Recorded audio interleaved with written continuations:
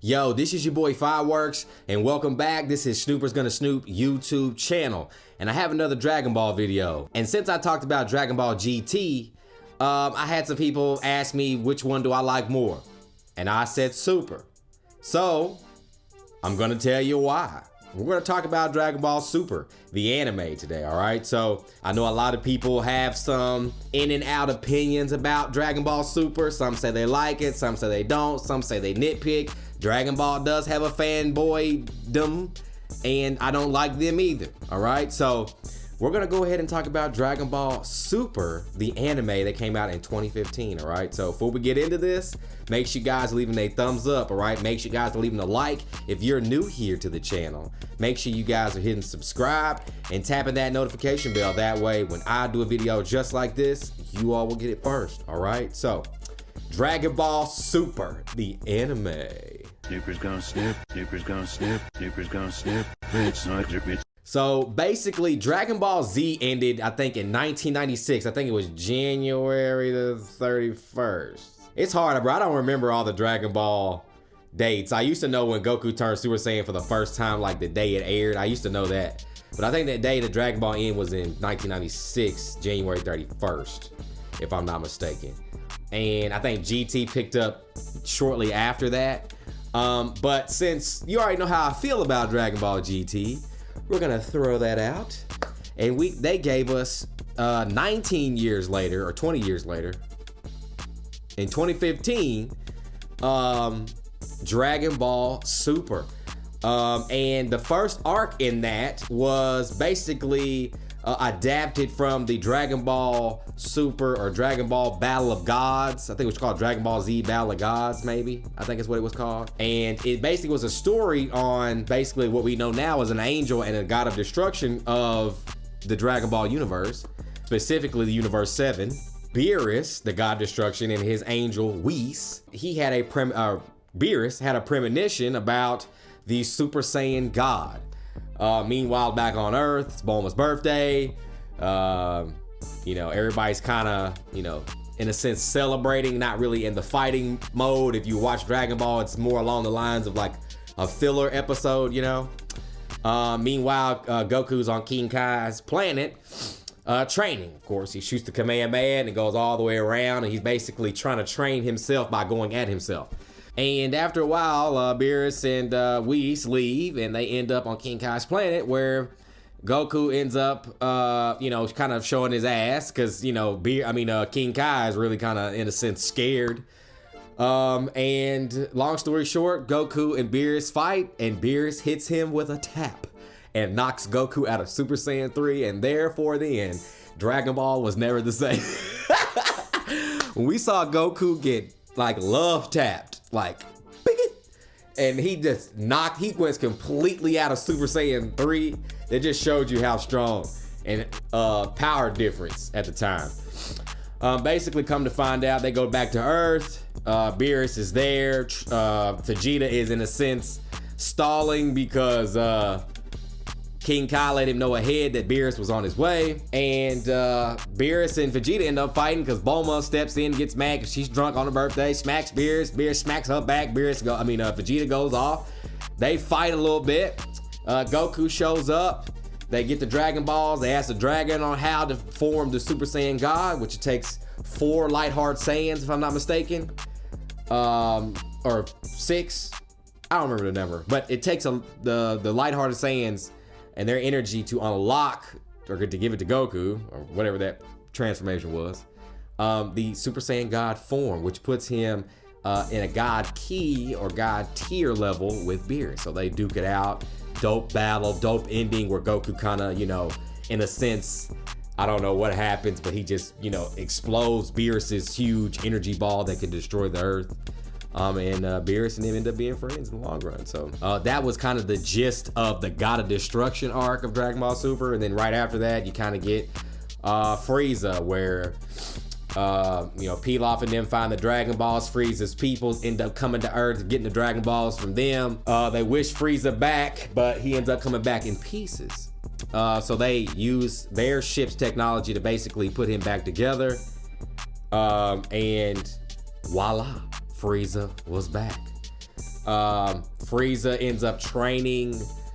They said, I guess it was a year before he got to Earth. And when he got to Earth, Goku and them had basically breached this new form, which is called Super Saiyan Blue. We see that in the fight against Frieza and Goku. Goku goes first, and then Frieza unveils that he is Golden Frieza, which was crazy. And in a sense that Frieza's Zenkai, or the way that he develops, is faster than the Saiyans do. Hence, his year of training and reaching the God tier level of Goku, even though he couldn't sustain it, hence the why he lost. They also kind of made Gohan, they like went out of the way to make Gohan look like a bitch. And I'm sorry, but that's why I think I love superheroes so much, is because finally, like, we get to see Gohan like really go OP and just be old school and classic Dragon Ball. The kind of the way we wanted him to kind of get his redemption after the Buu arc.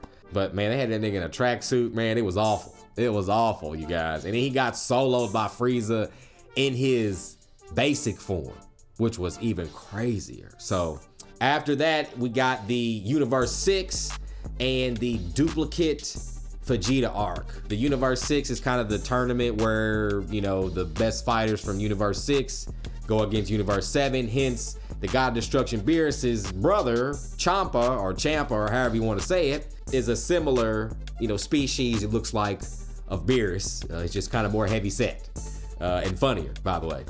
But it's kind of like a tournament. We get introduced to Cabba, Frost, who is like Frieza, and also Hit, who has a unique power set with time skipping, meaning he can, skip ahead in time to get you, or slow down time enough for him to attack you. And also, he's at a level that's higher when it's all said and done, because fighting Goku, he realized that he really had never powered up before. So it was interesting to learn about those characters and learn about another universe, and Vegeta and Cabba, because Cabba was another Saiyan, and it was interesting to see that there are other Saiyans out there. And he mentioned, planet Sadala, where he's from, other Saiyans, which to me, was incredible. And then we get to the Vegeta duplicate arc, which basically has to do with like Monaka, who basically, Beerus and them use as a fluke. If you watch the series, I'm not going to really get into detail about that. But basically, long story short, they end up on another planet. Trunks and Goten end up on another planet.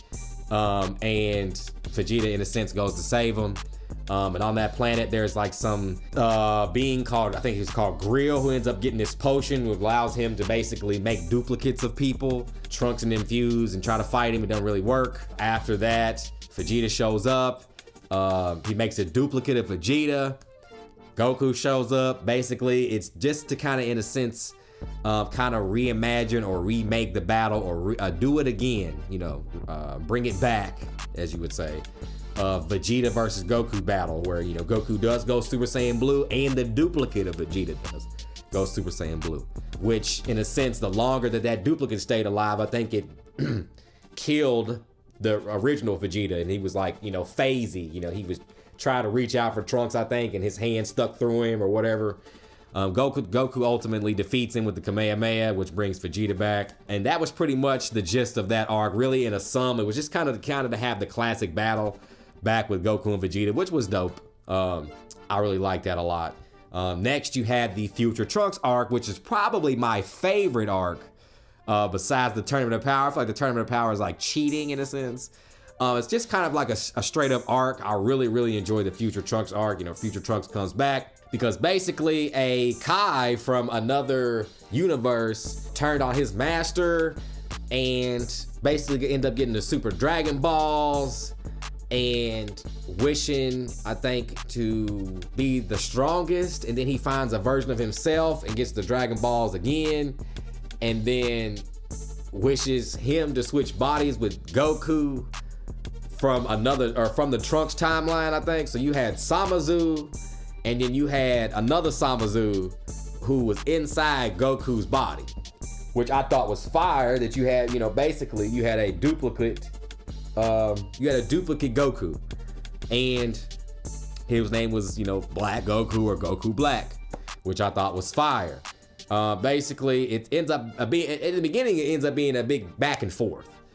Finally, when they go back, they end up seeing, you know, kind of finding out what happened in a sense. Goku and them learning what Samazu and the other Samazu had done with the Super Dragon Balls that they learned about from the Universe 6 arc. And basically, right there in front of him, Goku Black unveils that he has found Super Saiyan Rose, which is like him with red hair. It's fire, and he has like this red saber sword, which I think is super dope. I think that might be my favorite character from Dragon Ball Super is the Goku Black character, because he was like an evil Goku. And they just kind of gave him really, really dope power sets. In a sense, they end up going back and forth. And when Goku and Vegeta, in a sense, start to overwhelm them, they fuse into fused Samazu, whatever you want to call it. But then Goku and them used the Batars to use Vegito Blue, which was fire, but he really didn't sustain it that long, which ultimately kind of led in a cat fight. Some time, fused Samazu basically, I don't know, he like morphs into this, you know, ugly gooey thing. And Trunks ends up using like a spirit sword in the form of like, it's like a sword in the form, like a spirit bomb in the form of a sword, if I want to say it right. And basically he cuts the fused, deformed Samazu in half, right? Right when he does that, he basically fuses himself or merges himself with the universe because he's wished to be the strongest and never die, to be invincible. So he basically fuses himself with the universe and starts destroying the planet.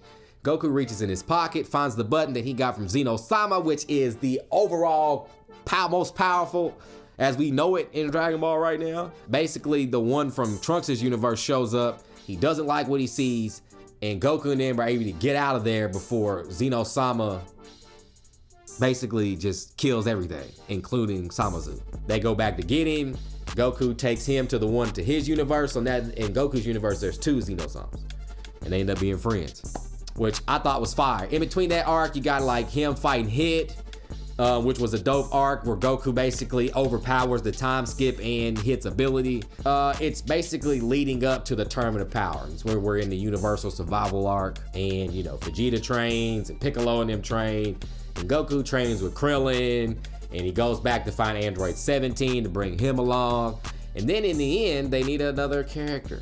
Frieza basically destroying the planet during the Resurrection F Golden Frieza arc, and Vegeta or Goku come back and basically killing, well, Whis ran back time, fixed the Earth, right before Frieza decides to destroy the Earth again.